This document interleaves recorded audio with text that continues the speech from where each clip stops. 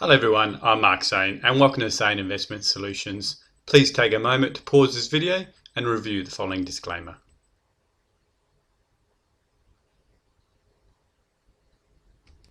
Thank you for that. Welcome to week 9 of the Forex market review. Today we're going to take a look at the daily FX news, have a quick run through that, and then we're going to have a look at 3 currencies and just see how the market's trading and where we believe it might go. So here we have is a daily FX calendar, and as normal, just go ahead, filter on the high importance news and your local GMT time.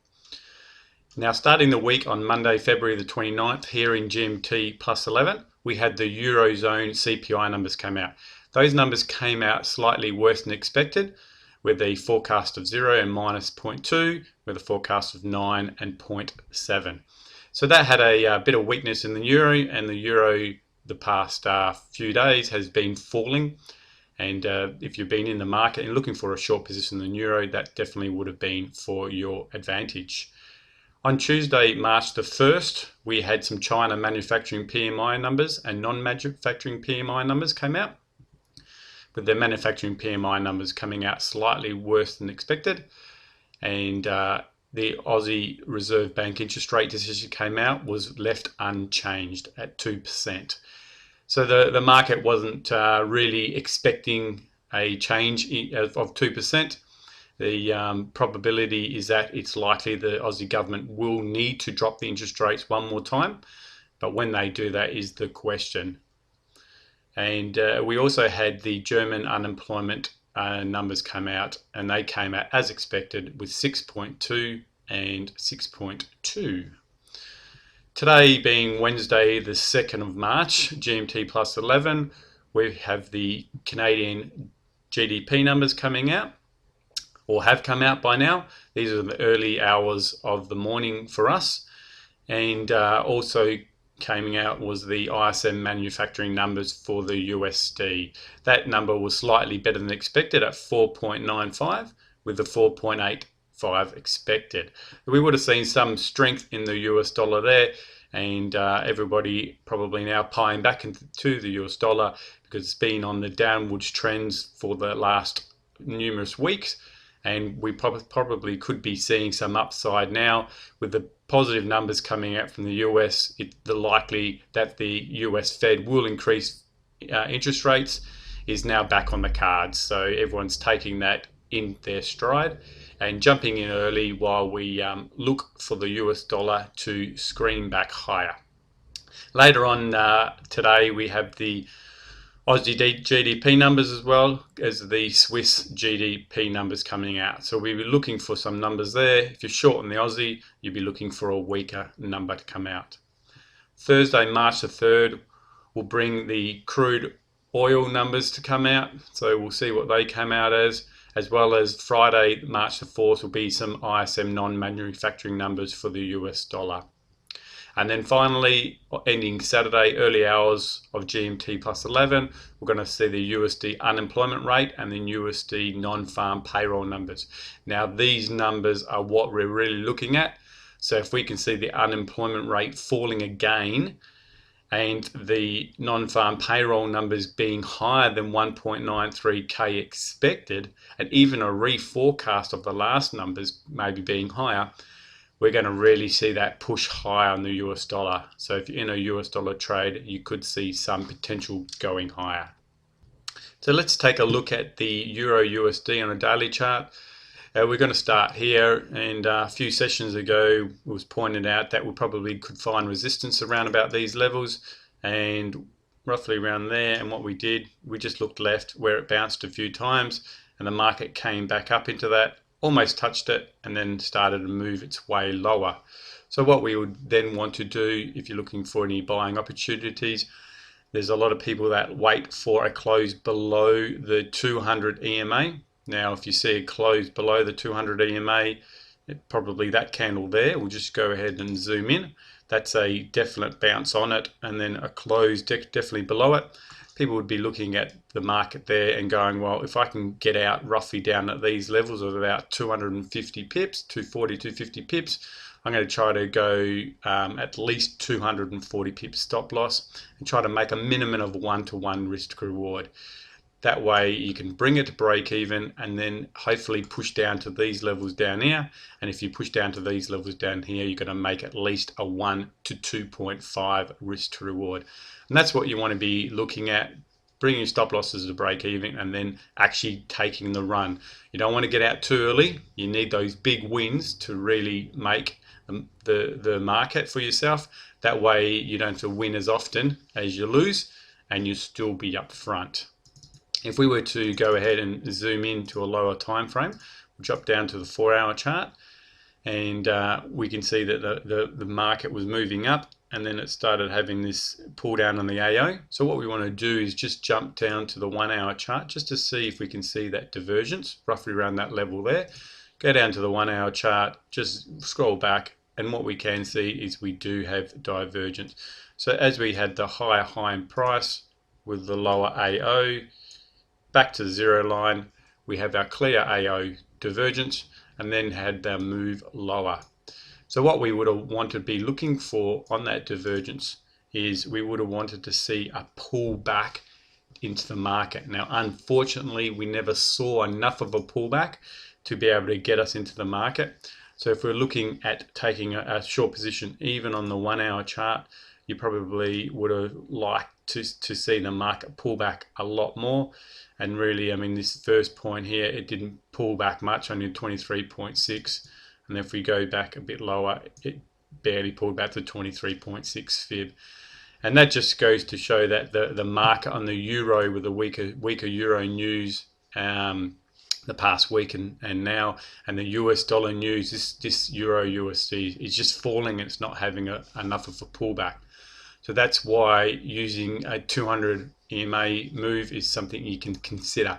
There's nothing wrong with taking that move on the 1-hour chart. If you want to see that pullback through, you can take the assumption it's going to fall and then go back lower and make your move there. But definitely the daily time frame is the higher probability outcome. Now let's jump across to another trade that looking at setting up. We've got the USD Yen on a daily chart. What we want to do is just go across and just draw some support and resistance levels in. As we indicated, there's a support area roughly around here. It's likely it could fall a little bit lower down to there, but at this stage, let's just draw that line in there, and we'll draw one more just lower, just so we have an idea of roughly where it could pull back into and have a trading range. But what we have seen is as it's hit that level, it's pushed back higher, pull back, giving us a double bottom. So we have a double bottom there, and now we have a breakout higher. So once we have that breakout higher, a couple of trade setups you can do. You can wait for the break of resistance. So you want to see it break higher, pull back higher, then pull back down into the resistance area, and then look for the trade all the way back to the highs again. That way we can look at, risking round about 400 pips to make about at least 800 to 900. So we're going to be looking at risking 1 to make 2 to 2.5 risk to reward.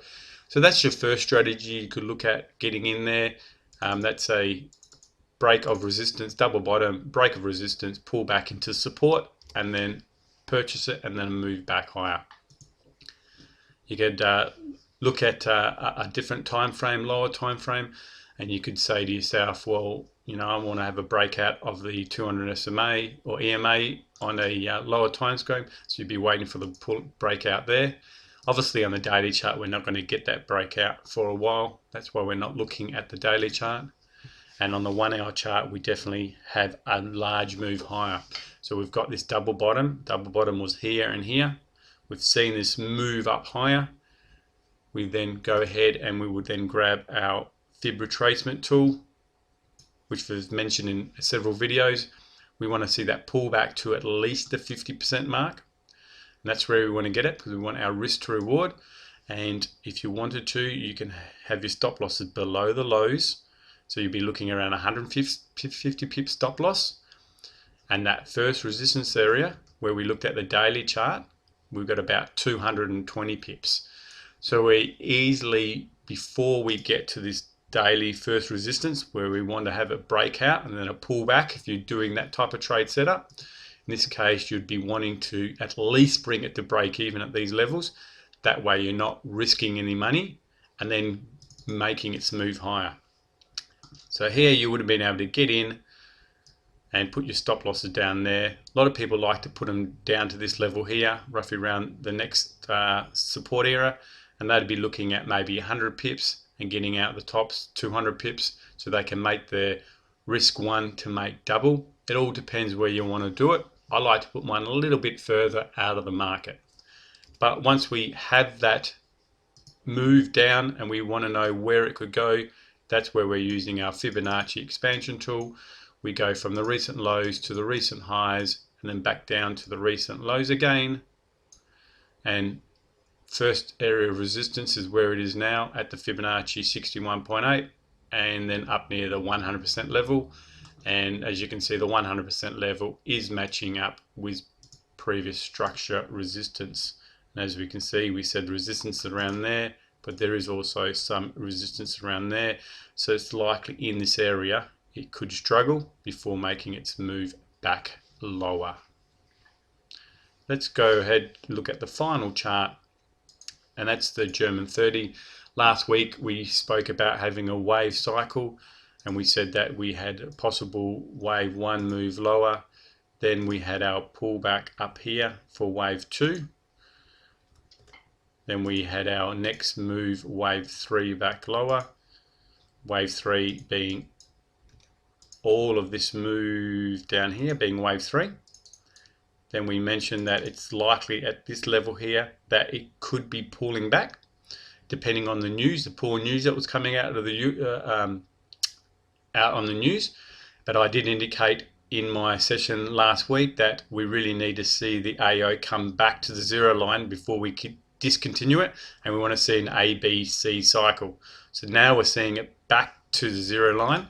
So now I'm happy to class this as the wave 4 pullback, and then we're looking for an entry position.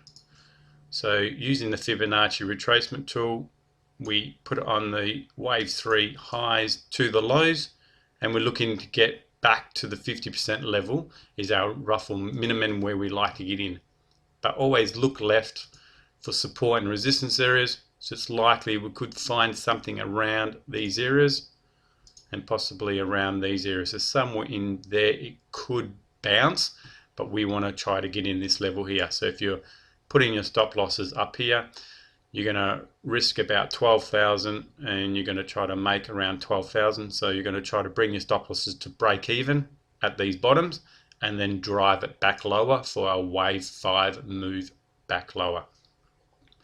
So looking on a lower time scale, we want to see that wave 4 pullback, which has a ABC motion.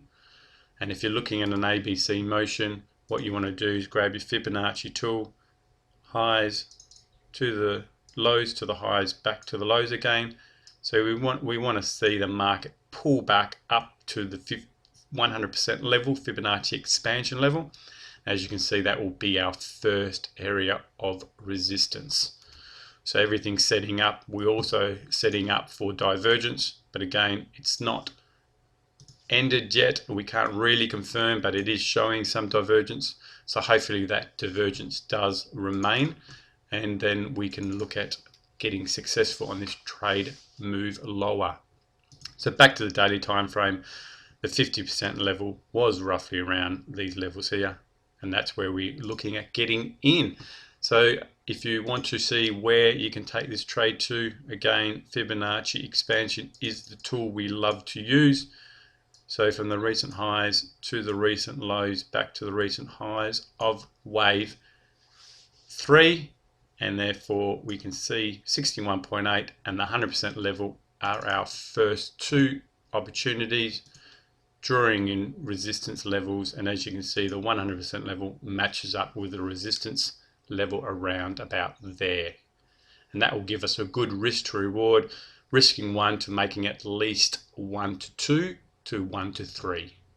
So thank you for that. I hope you enjoyed week 9 of the Forex market review.